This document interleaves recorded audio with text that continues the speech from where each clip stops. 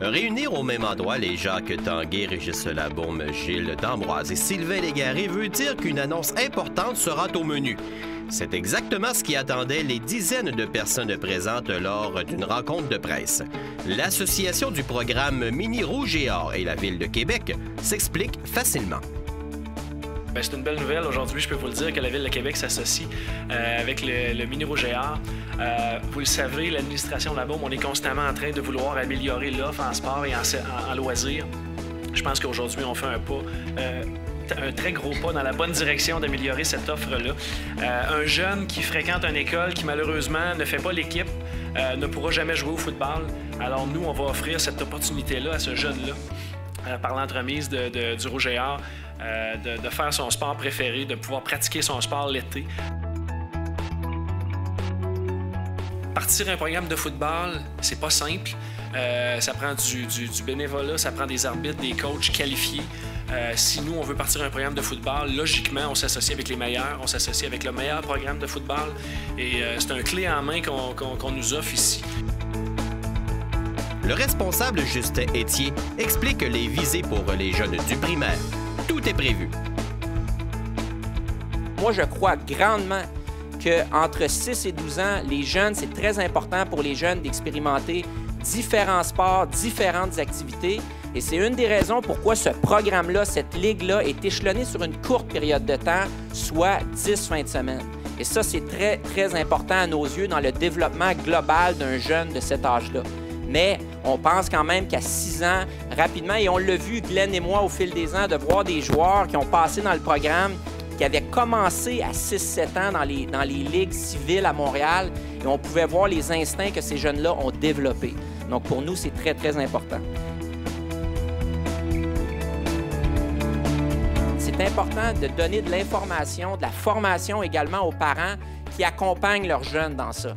Donc aujourd'hui, il y a tellement d'enjeux pour les parents. On parle évidemment de sécurité, mais on parle des blessures, c'est très important. Oui, au football, oui, c'est un enjeu dans le sport du football, mais dans tous les sports en général.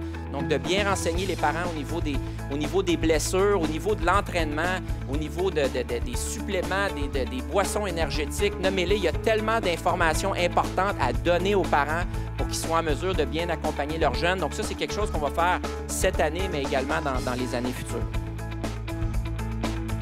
Afin d'en connaître davantage sur l'historique du programme Mini Rouge et Or, qui mieux que le président de la formation lavalloise?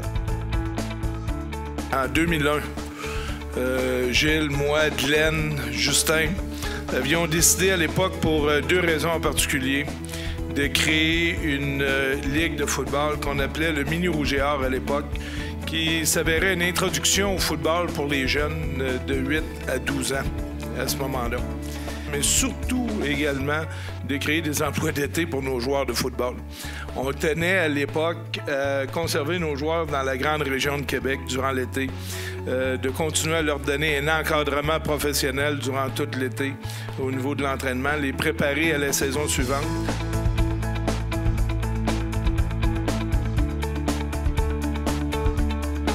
10-11 ans plus tard, on commence à voir les premiers joueurs qui ont intégré le programme Mini Rouge et Or en 2001 être recrutés par le Rouge et Or de l'Université Laval, par les grands, là, et d'introduire le club.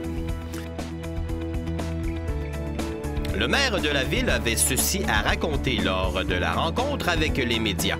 Vous verrez, même un lapsus peut survenir au numéro 1 de la cité de Champlain. Moi, je peux vous dire que comme père de famille, je trouve ça extraordinaire, tout d'abord comme spectateur, évidemment. Et vous savez, quand on discute avec des maires, d'ailleurs au Canada, on leur dit qu'il y a 15 à 18 000 personnes pour des matchs de hockey universitaire, ils font la misère à comprendre ça. C'est du football. Qu'est-ce que j'ai dit? Qu'est-ce que j'ai dit? C'est du hockey. Excusez-moi, j'étais un petit... Je suis dans ma bulle actuellement. Je suis un peu omnibulé, ouais, c'est ça.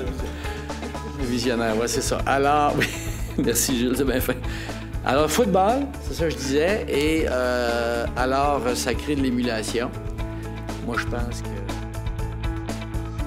La belle présence d'un sport comme le football au sein de nos écoles permet plusieurs aspects positifs.